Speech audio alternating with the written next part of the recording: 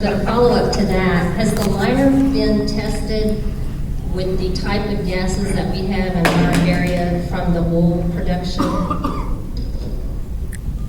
I mean, it's very, we have a lot of erosion on iron, metal, tin, you name it in our area because of the gases. Has the liner been tested for those gases? The kind of plastic we use is the same kind of plastic that's used in hazardous waste landfills, and the same kind of plastic that's used in oil field production where they have the ponds and so forth. So it's a common material that's used in oil fields. My other questions are for TCEQ, and it relates to the deficiencies in the February 26th letter on Part 3, where it's noted in number 22 and 23 dealing with drainage and runoff control.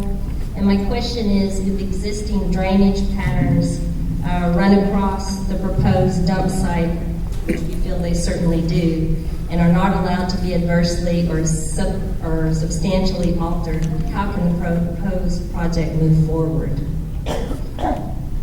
The project cannot move forward without a demonstration of no detrimental effect to drainage.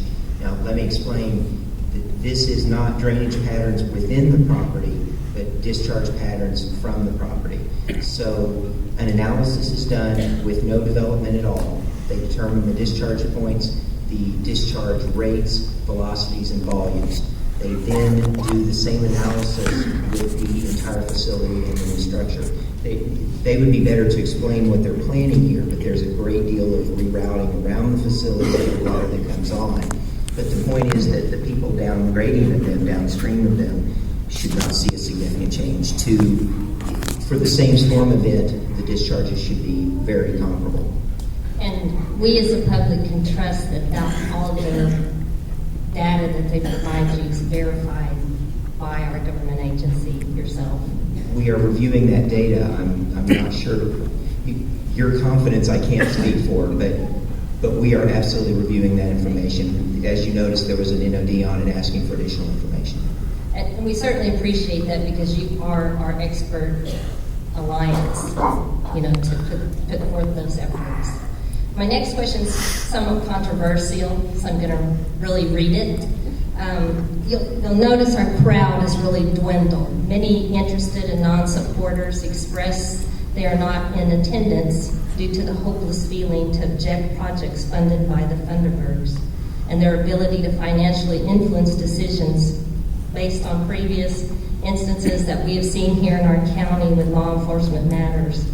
Does TCEQ have vulnerability to unethical influences from powerful individuals that can influence your decisions?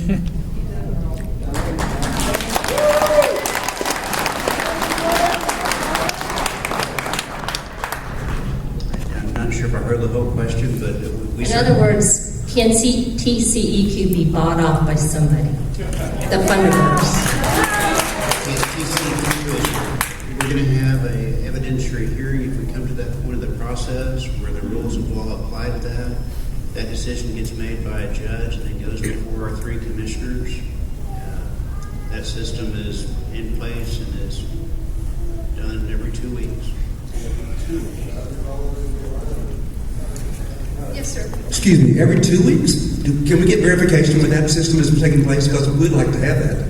Every 2 weeks is when our commissioners meet for those decisions. Okay, we'd like information when those meetings are, because I don't believe every 2 weeks y'all are making a decision on whether who's taking graft and who's not taking graft. That doesn't sound right. What he's trying to say is that the process, which ultimately ends up with the evidentiary process going before the commissioners, our 3 commissioners have scheduled agenda meetings where they make the decisions. They're posted, they're public meetings, and the public can attend, and they happen on average every 2 weeks. That's what he meant. That's what he meant, okay. Yes. Because we know that since you're part of the federal government or state government, that no one in your agency would ever consider taking money in any way.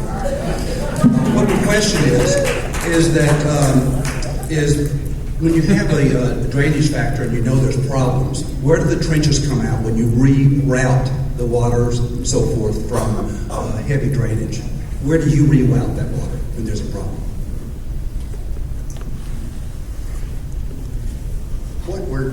what we're doing with the drainage design at the landfill is we demonstrate that during the operation and in that final construction, when the final filling of the landfill when it's closed. You want him bigger though. Make correct, right? You won't be here. We won't make No, anything you'll be worse gone than 100 years the later. Let him finish answering the The question. drainage leaving the property now is going to be very similar to the drainage during the landfill operation and final closure. That's fine. Question, only one question I really have for you, y'all. TCQ2. If you have 500 acres, I'll be glad to sell you my 500 acres. Since y'all are so assured, there's no way that there's any probability of a problem here. I just ask all of you, look in the mirror, look in your backyard, and in consideration say, would I want this over my water? And you'd probably say, yes, I'm sure you'd say yes. I want it for my families, for my future, because I'm going to be here forever. And most of these people here are lifetime residents of this community and this county. And it is their water. It's not your water in Austin. It's not your water in wherever you're from. But this is the water of our community and our future. And for some reason, water doesn't matter to TCQ. And the reason I believe that, what is TCQ's job? I'd like to know what your job is. Our job is to review applications against all applicable rules. The agency is limited to the powers entitled to it.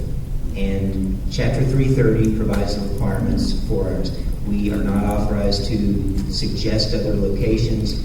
We must take the application that is provided to us and review it against all applicable rules in our program. So your job primarily in this state of Texas is to look for a place for a dump. No, not you. You review applicants that are wanting to put a dump or a landfill in, and you give the verification of approval or non-approval to all the citizens. You're really working for us. Am I correct? I believe you are, yes. I believe you're getting a paycheck from the state of Texas, so I know you're working for That us. is correct, sir. So at what point in time, only if it affects you, your family, or your backyard, you look at what's going on with your water. That's all I have. Yes, sir. Questions for the gentleman at the left. This liner you're talking about, I want to bring that back up because I'm not kosher with it. I've put in liners in the oil and gas industry for a lot of years. Is this a poly liner? Is it polyurea? What kind of liner is it? It's high density polyurethane. What deal is it? 60 mil. Okay. And I've put in enough liners to know they're spliced. They're fused together in sections. And my job has been to keep water in frac ponds. And we have a tremendous problem keeping water in them with liners of this type you're talking about. They leak anyway. You got to have people that know what they're doing fusing. And as far as I know, there's not going to be capable people to be there to watch this. And it's got to be done the whole time during construction. When you put overburden on it, then it creates tension and stress on those joints. It tears them apart. Now, how is that not going to happen here? This twin liner system, first of all, you start with compacted clay, which is a liner. I understand the compacted So clay. that's your secondary safety liner. Then you put the plastic on top of it. Now, what's required for landfill liners is every single inch of every seam is tested. There are several methods that we use to test it to make sure there are no leaks. How is it tested? How do we test it? Yes, sir. We either pump it up. The seam actually is built, it's actually a double seam, and you can pump it up with air pressure, and if it's a good seam... In between the seams? In between the seams. And if that air pressure holds, just like your tire, that means there's no leaks. Also, you can pull a vacuum on the liner and use a soapy solution, so if there's any air being pulled through, you don't see bubbles. And then finally, you can do an electric spark test And that is where you actually have a bar that you pull across there, and it's just like a battery. So if there's a pinhole in there, you're going to get a spark down into the liner. So that's 3 systems that we use, and we have to do absolutely every bit. We have to, and this is after the factory does the same thing for each roll of liner that they produce. They spark test it, make sure there's no holes when it's arrived and inspected. So there's a very rigorous set of procedures that we're required to document continually. There's somebody standing over the crew doing that all the time. And this is very labor intensive, and this is very costly. And one of these And liners, this is going to be done on every joint. absolutely, it's required to be, and we have to document that. It's an independent engineer that will be doing this, and so that's done. And given the state, they're very thorough on looking after those, making sure they're done. Yeah, but what I'm getting at, y'all will be watching it, or the people putting in the landfill will be the ones watching it. There won't be a state representative out there watching it. It will be an independent engineer that will be hired to do that. Hired by who? They will be hired by the landfill operator. And engineers, if you have a problem, engineers have a review board, that imposes ethics on the engineers. I understand. We try, whenever I've done one of those things, if there's a problem, you have to document every single time there's a problem. All right, if you find a hole, then you take that section out, you patch it, or what do you do? You can take it out, or you can patch it depending on what kind of failure it is. But it's been a And then you spot that's been verify that it's repaired. good, and you've got every bit of anything that was wrong. All right, and you said there's landfills with this liner in place right now. Can you name where one of them is? Every landfill that's operating now has those. All the landfills in San Antonio and Austin, Comal County, and Houston and everywhere. Where's the one that's been in operation for 20 years? All of those. They have all been in operation for 20 years. Yes. Because a number of them, I was involved in some of the side of some construction. So, yeah, I'm familiar with all of those.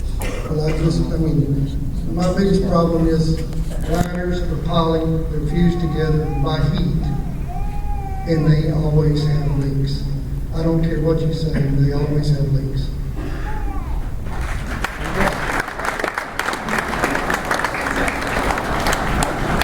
Good evening.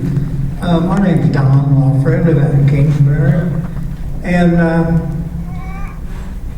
I was just interested in why this letter addressed by the Texas Commission, dated 26 February 14, is still asking you for the thickness of the liners. It seems to me that the liner is our primary security blanket, our protection, and yet we're not even addressing the thickness of the liners and what have you in this letter. Is that correct? Or did I read it wrong? No, there are some thicknesses that are asked for in there. The liner thickness is specified, and they haven't raised that question. The staff is very thorough, and they want to make sure everything is absolutely clear. And so most of these questions on there are things that clarify. So, like you, they're sure that what's going to be installed in there is the proper product.